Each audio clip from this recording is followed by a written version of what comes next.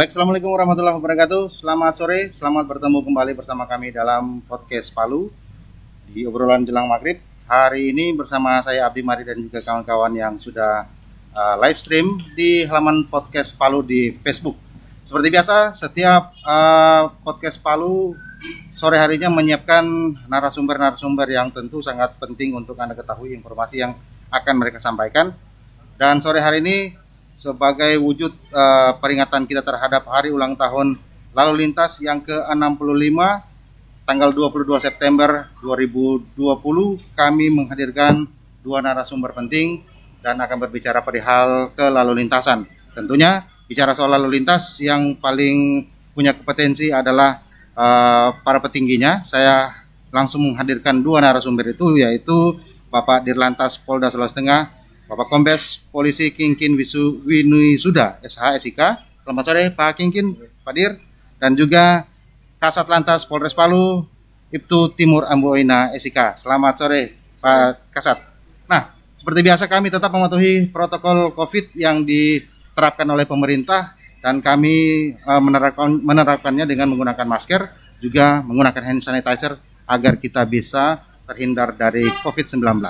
Demikian juga dengan narasumber saya sore hari ini. Tapi agar lebih jelas, karena kami sudah mematuhi dengan menyiapkan jarak yang agak lumayan seperti yang diterapkan, kita lebih jelasnya membuka masker. Begitu juga Pak Dir dan juga Pak Kasat. Dan ini yang paling penting karena bicara soal lalu lintas, ini juga berbicara soal seperti apa masyarakat menggunakan moda transportasinya di jalan raya. Moda transportasi itu sangat penting bagi kehidupan masyarakat, tetapi juga aturan-aturan yang ditetapkan oleh pemerintah juga wajib diketahui dan juga wajib dipatuhi oleh masyarakat. Nah, berbahagia sekali Pak Kingkin, Pak Dir Lantas, saya bisa mengundang Pak Dir untuk hadir di meja podcast Palu sore hari ini. Ulang tahun lalu lintas yang ke-65 betul hari ini Pak Dir. Apa yang sudah disiapkan oleh Pak Dir dan teman-teman di Telantas Polda Sulteng di ulang tahun ini? Terima kasih Mas. Jadi memang dalam rangka hari lalu lintas kita yang ke-65 ini ada beberapa rangkaian kegiatan yang kita laksanakan, mulai dari kegiatan kemanusiaan, kemudian kegiatan kelalu lintasan. Di mana kegiatan kemanusiaan itu kita kegiatan bakti sosial, pemberian sembako kepada warga-warga kita, masyarakat kita, baik itu yang ada di Palu maupun di wilayah Sulawesi Tengah yang lainnya. Kabupaten lain. Betul. Jadi masuk yang di Bangka, kemudian Morowali dan seterusnya. Itu kita bagi-bagi sembako. Kemudian ada juga kegiatan donor darah. Kemudian ada juga kegiatan kebersihan lingkungan, termasuk tempat fasilitas ibadah. Itu juga kita ada kegiatan kebersihan. Kemudian ada kegiatan rapid test. Rapid test. Karena walaupun bagaimanapun juga rapid test ini memang sangat vital sekali. Apalagi kami sebagai petugas, tentunya kalau kami tidak sehat, kami nggak bisa memberikan pelayanan pada masyarakat. Petugas juga harus sehat. Betul, iya. Makanya kita juga melaksanakan rapid test.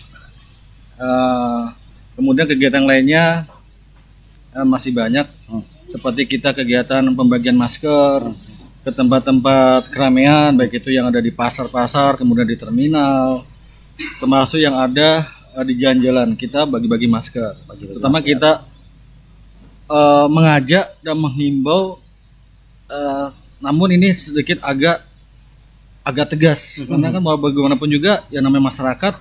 Ini perihal penetapan protokol itu ya? Betul, karena namanya masyarakat pun juga sangat variatif sekali kan, ada yang sadar, ada yang masih sadarnya setengah-setengah dan seterusnya. Jadi kita sekarang kita agak mulai tegas. Jadi kalau ada yang nggak pakai masker, kita hentikan, kita beri sosialisasi bahwa masker itu selain melindungi diri juga melindungi buat orang lain juga. Nah, buat Anda yang menyaksikan live podcast kami sore hari ini, kami meminta untuk turut membagikan link dari live ini agar informasi yang disampaikan oleh narasumber saya bisa sampai ke tangan Anda. Nah, saya lupa tadi tema kita sore ini adalah tertib berlalu lintas di masa pandemi. Ada Pak Kasat Lantas Polres Palu yang juga turut hadir mendampingi Pak Dirlantas. Itu telah dilaksanakan oleh Polres Palu, sama juga telah dilaksanakan dengan Direktorat Lalu Lintas. Jadi ada pembagian masker, pelaksanaan rapid test, donor darah, terus kita akan sambang juga ke tempat-tempat keramaian, pasar, tujuan kita menghimbau kepada masyarakat yang masih belum sadar, kita sadarkan karena di masa sekarang kan sudah ada perwali, Ya. perwali untuk Perwali itu yang menguatkan impres ya. Ada Ya. impres, ada juga perwali. perwali untuk kewajiban memakai masker. Jadi sesuai dengan perintah Pak Kapolda dengan Pak Dirlantas, kita sosialisasi dulu sampai tanggal akhir bulan. Jadi nanti per tanggal 1 Oktober akan dilaksanakan penindakan. Artinya Kita tetap persuasif, kita bagi-bagi masker dalam rangka hut lalu lintas, kita himbau kepada masyarakat yang belum sadar, kepada pengendara-pengendara di jalan yang belum pakai masker, kita himbau pakai masker, yang belum ada masker kita kasih maskernya. Demikian yang sudah kita laksanakan dalam rangka hut lantas ini. berarti di Padir di Polda Sulteng, utamanya di Direktorat Lalu Lintas, khususnya di Polres di seluruh Sulawesi Tengah juga sudah menerapkan protokol COVID itu ya, seperti disebutkan. Sudah, jadi semenjak pandemi COVID-19 itu dari bulan Maret itu sebenarnya sudah kita terapkan untuk protokol kesehatan. Sebagai contoh misalnya pada saat di pintu masuk. Pintu masuk kan ada bilik untuk penyemprotan, kemudian pencuci tangan, kemudian hand sanitizer itu sudah disiapkan pada saat bulan Maret. Jadi begitu wabah pandemik ini sudah muncul. Kita sudah melakukan antisipasi, melakukan pencegahan, termasuk juga kita mengimbau pada masyarakat bersama stakeholder terkait. Jadi memang di situ ada sinergitas antara Polri dengan stakeholder terkait. Mari kita sama-sama untuk mencegah dan memutuskan mata rantai COVID-19 ini. Walaupun memang di Sulawesi Tengah ini masih kategori rendah, tapi kita nggak boleh underestimate, kita nggak boleh easy going, nggak boleh ceroboh. Gitu.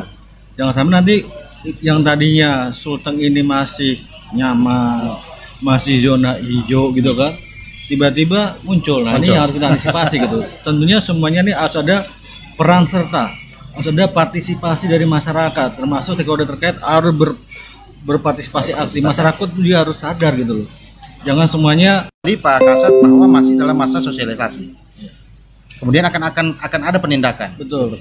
Nah, di masa sosialisasi ini yang paling penting dilakukan selain urusan bagi masker dan hand sanitizer itu, apa yang akan dilakukan bapak-bapak di kepolisian? Jadi memang sosialisasi kan tidak hanya di Sulteng saja, secara nasional di tingkat pusat pun sudah menyampaikan sosialisasi dengan ajakan himbauan tentang masalah protokol kesehatan ini, ya kan?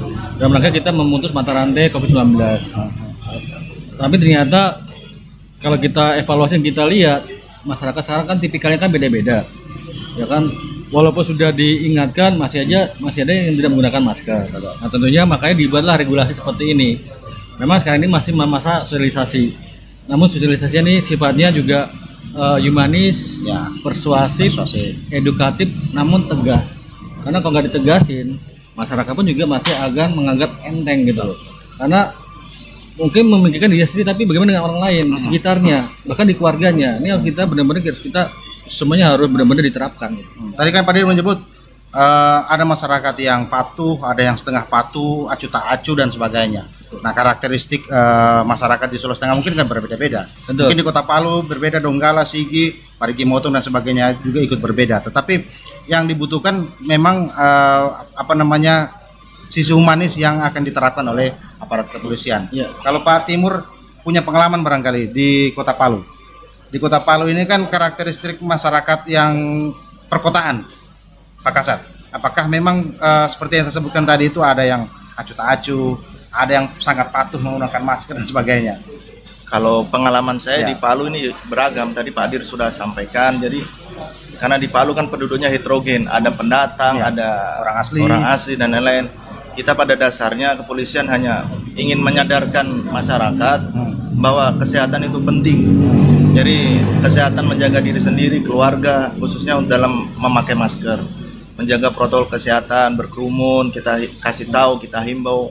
Tujuannya cuma itu saja, kita nggak ada lain. Jadi bagaimana menyadarkan masyarakat bahwa kesehatan itu tetap yang nomor utama. Kalau hubungannya dengan ulang tahun lalu lintas, Pak Dir, pihak kepolisian menyiapkan berapa banyak masker? Karena kalau bagi-bagi masker tentu masker yang dibutuhkan banyak. Besar. Betul. Dan masker ini kan memang selain juga pengadaan dari sendiri, ada juga bantuan juga dari pihak-pihak luar yang misalnya yang mitra-mitra. Tapi model maskernya sama seperti yang Polri TNI bukan? Atau berbeda? Masker medis ada. Masker medis juga ada, masker TNI Polri juga ada. Ya semuanya kita terima. Kita terima, tapi kita ini kan bagi masyarakat lagi gitu loh. Jadi yang mungkin belum kesampaian ya kita bagikan kepada masyarakat yang masih belum menggunakan masker. Nah, hubungannya dengan di era pandemi ini, kalau kita lihat angka kecelakaan di Sulawesi Tengah menurun, Pak Dir. Mungkin ada yang mau disampaikan. Apakah ini memang peran serta masyarakat juga di situ, atau memang ada pengetatan pengamanan atau apa namanya dari pihak kepolisian? Baik, jadi untuk tahun 2020 ini kalau kita evaluasi sampai dengan bulan Agustus 2020 dibandingkan dengan tahun 2019 tahun lalu, ini memang menurun. Untuk jumlah kecelakaan, baik itu dari segi kuantitas maupun dari segi kualitas. Namun ini jangan menjadi perhatian juga, jangan terlena gitu. Iya, karena selain masalah kesehatan, masalah keselamatan di jalan pun juga menjadi nomor satu juga gitu. Ya kan, menjadi prioritas juga. Karena kita lihat banyak masyarakat yang hilir mudik menggunakan jalan, misalnya pengendara sepeda motor tidak gunakan helm. Tiba-tiba nanti mengalami kecelakaan, tiba-tiba menjadi fatalitas. Ini harus benar-benar dicegah. Termasuk melawan arus, ya kan, melawan arus itu juga membahayakan sekali. Nah, ini juga kita mengimbau dan mengajak pada masyarakat, manakala ingin keluar yang menggunakan akses jalan umum, dia juga harus memperhatikan. Jadi ada istilah 3 siap, Mas. 3 siap, ya kan. Dia siap kondisinya, staminanya ini, fisiknya itu, kemudian siap kendaraannya, kemudian siap mematuhi protokol lintas. Nah, siap mematuhi protokol lintas itu kan kalau di breakdown lagi kan banyak. Betul. Misalnya dari segi usia, apakah dia sudah mumpuni dan sudah memiliki kompetensi SIM. Nah, ini kalau kita lihat di data Laka Lantas itu banyak korban Laka Lantas khususnya pengendaranya yang sepeda motor ya, itu tidak memiliki SIM.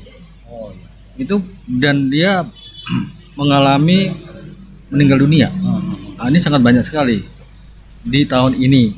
Walaupun memang dibandingkan dengan tahun lalu menurun, tapi kalau kita kumpulkan datanya itu, ini juga sangat besar sekali, dan ini menjadi pemikiran kita bersama gitu loh. Dan data kita ini selalu kita sandingkan dan kita bandingkan dengan data yang di Jasa Raja, dari data di rumah sakit. Ini kita lihat, kita evaluasi loh, sehingga data ini benar-benar valid, akurat. Karena kita sudah menggunakan IRSMS, Integrated Road Safety Management System. Jadi setiap kejadian laka lantas yang ada laporan polisinya terdaftar. Betul. Langsung terentry data ya, dan ini connect dengan di pusat di Jakarta. Sistem di pusat. Ya, jadi kita tidak ada datanya benar-benar dark number atau apa enggak. Karena kita benar sudah valid datanya ini. Wah, ini luar biasa. Artinya kecelakaan menit ini itu sudah bisa terdata. Betul. Di sistem di Direktorat Pusat Jakarta. Di Korlantas, betul. Di Korlantas Jakarta ya. Nah, Pak Timur ini kan penguasa Kota Palu, Pak Dir. Iya. Kita tahu angka kecelakaan terbesar itu juga mungkin berada di Palu karena ini daerah perkotaan. Nah, kesadaran masyarakat dalam berlalu lintas juga itu tentu bagian perhatian dari teman-teman di Satuan Lalu Lintas Polres Palu. Mungkin ada hubungan tadi disebut Pak Dirlantas. Kurangnya angka kecelakaan itu juga mungkin Palu masuk di situ juga. Ya, angka betul. Kecelakaan di Palu berkurang. Jadi berkurangnya angka kecelakaan banyak faktor, faktor alam, faktor orang, faktor kendaraan. Di masa pandemi ini kan hilir mudik orang bisa dihitung sekarang, karena orang mungkin ada yang takut keluar rumah, dia kerja di rumah, anak-anak sekolah juga belum masuk. Jadi mungkin faktor itu juga yang mengurangi kecelakaan lalu lintas kuantitasnya. Tapi kualitasnya juga mungkin karena jalanan sepi, orang ngebut dan lain-lain, itu tetap harus kita jadikan acuan, tetap kita himbau kepada masyarakat, kita edukasi masyarakat bahwa keselamatan di jalan itu tetap nomor satu, karena nyawa itu cuma satu kan. Kalau kita kalau kita sudah kecelakaan di jalan, menyesal pasti di belakang. Kalau di depan namanya pendaftaran kan. Jadi kita tetap edukasi kepada masyarakat, tetaplah berhati-hati dalam kecelakaan, karena mungkin sekarang daftar COVID ini kan lagi naik. Betul. Tapi tidak dipungkiri juga bahwa meninggal di laka lantas juga angkanya sangat tinggi kalau kita ada hitung-hitungannya. Jadi mungkin sekarang orang takut COVID, takut ini, tapi meninggal di laka lantas juga kalau kita blow up datanya itu pasti sangat besar juga. Kalau nggak salah kemarin nomor 4 di PBB itu daftar meninggal laka lantas di dunia. Ya. Tapi karena ini jarang kita blow up, jarang kita naikkan, jadi orang merasa bahwa kecelakaan itu fatalitasnya kurang. Ya. Sekarang nomor 1 kan COVID itu. Artinya orang mungkin kita minta berhati-hati untuk masalah COVID, yang sampai terkena virus COVID. Tapi juga masalah yang disebut Pak Timur tadi, berhati-hati di jalan agar tidak mengalami kecelakaan lalu lintas juga itu sangat penting. Betul. Di dunia itu kan angka meninggal dunia akibat kecelakaan di jalan raya itu juga sangat mungkin nomor 1 bisa jadi, bukan cuma di Indonesia, Pak Dir, ya. Jadi kalau yang saya lihat sekarang ini ya, banyak pengendara di bawah umur, di bawah umur bawa sepeda motor. Bahkan ya kalau kita lihat secara kalau usia atau sekolahnya tuh mungkin yang kategori SD, SMP itu bawa motor. Sudah bawa motor. Tentunya kan ini perlu kita cek dan kita kaji lagi nih peran orang tua gimana, pengawasannya gitu loh. Apakah anak ini diam-diam atau orang tuanya juga mengizinkan dan mengiyakan? Nah ini kan juga menjadi perhatian kita bersama, orang tua itu kan dalam mengawasi anaknya agar benar-benar anaknya itu benar-benar disayangi.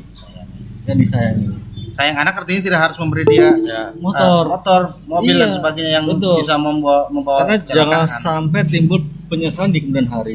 Begitu setelah mengalami kecelakaan, tiba-tiba anaknya meninggal dunia, baru orang tua yang nangis, nyesal, terlambat.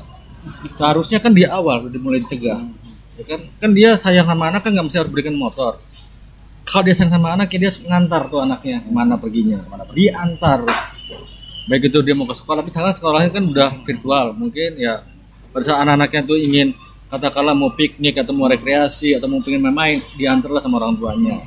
Jangan dibiarkan, jangan ada pembiaran. Nah, tentunya ini yang menjadi keprihatinan kita bersama. Tentunya pengawas dari orang tua sangat diharapkan betul terhadap keselamatan anak-anaknya di jalan. Artinya ketika orang tua itu benar-benar sayang terhadap keluarganya, termasuk anaknya misalnya, betul, yang dia lakukan mungkin bukan memanjakan dia dengan kendaraan, gitu ya Pak. Betul.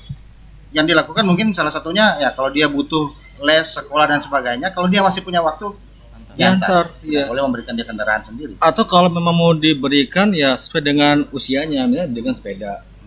Kan sepeda itu kan sehat, ya kan? Ya saya dulu ada moto bike to walk, school to walk, gitu kan? Bike to school. Ya kan bersepeda dengan sekolah, bekerja dengan sepeda, itu kan? Nah, tentunya ini dilihat juga daripada usianya. Kalau memang dia usianya belum mencapai batasnya untuk mengemudi kendaraan, udah berikan sepeda.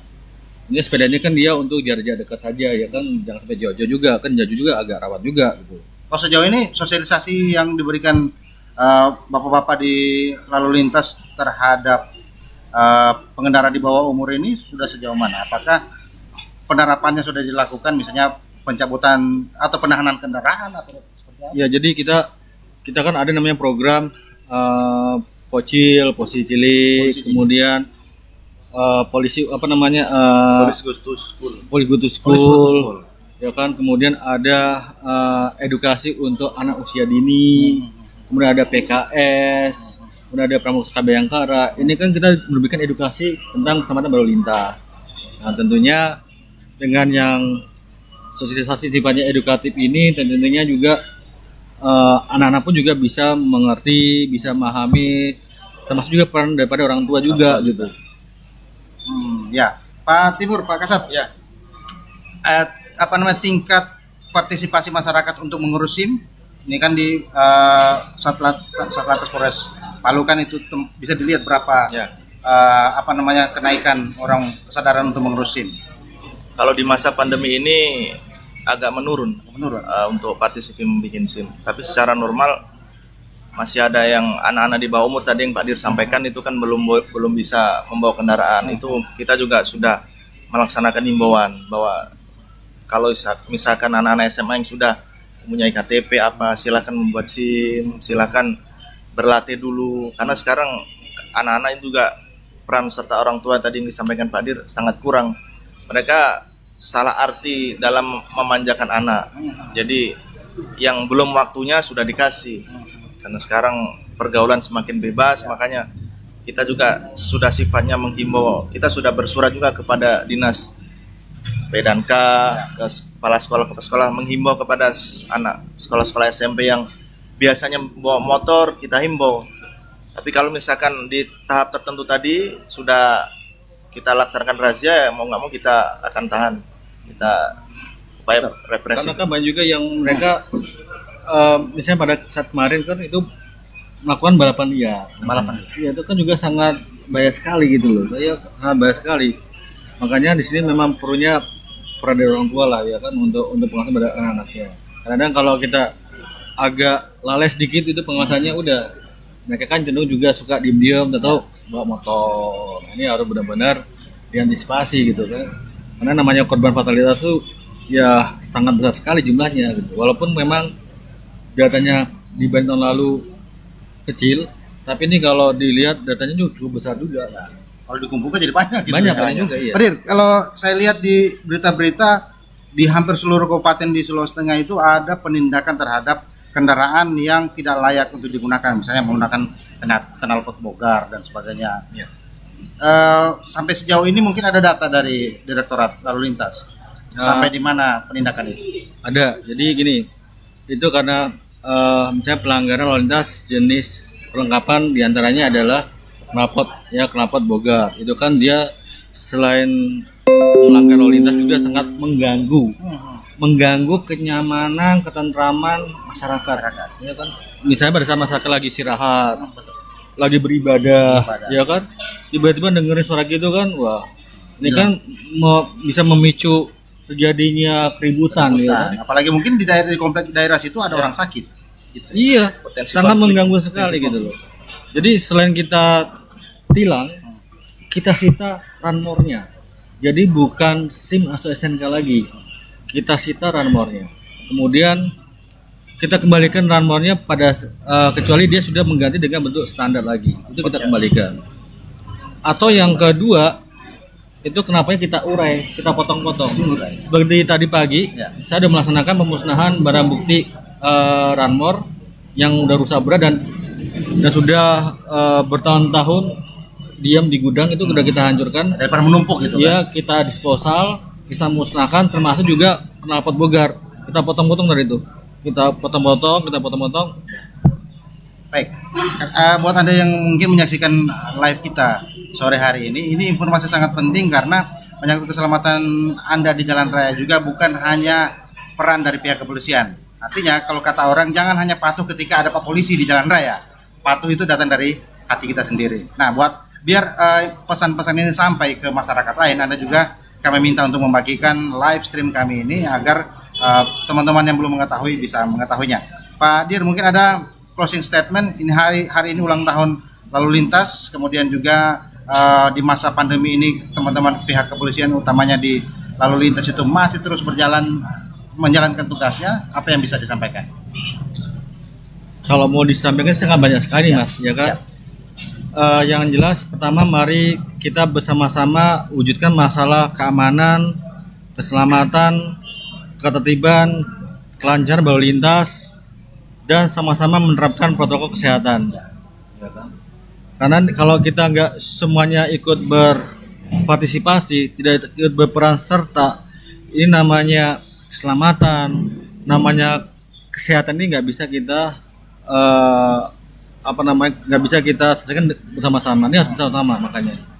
Jadi sekali lagi kami mengimbau dan mengajak semua warga masyarakat, mari kita sama-sama mewujudkan masalah Kamsel Cipta Lantas dan menerapkan protokol kesehatan COVID-19. Demikian. Pak Kasat, ada yang mau disampaikan? Silakan Pak Kasat. Jadi kami dari Polda Sulawesi Tengah, dari khususnya Polres Palu, ingin mengimbau kepada masyarakat, mari kita sama-sama menjaga kesehatan dulu yang pertama, karena di masa pandemi ini kesehatan itu tidak bisa ditawar. Tadi Pak Dir sudah sampaikan, kalau kita sudah sakit kita tidak bisa ngapa-ngapain. Kita mau kerja nggak bisa, kita mau sekolah nggak bisa, mau nongkrong nggak bisa. Jadi utamakan kesehatan dulu yang pertama dengan cara menjaga protokol kesehatan. Protokol itu sadar dengan menjaga jarak, jangan berkerumun. Kalau misalkan berkerumun tetap memakai masker. Baik itu mungkin yang naik motor tetap menggunakan helm dan menggunakan masker. Karena kita nggak tahu musuh kita ini ada di mana sekarang nih kan.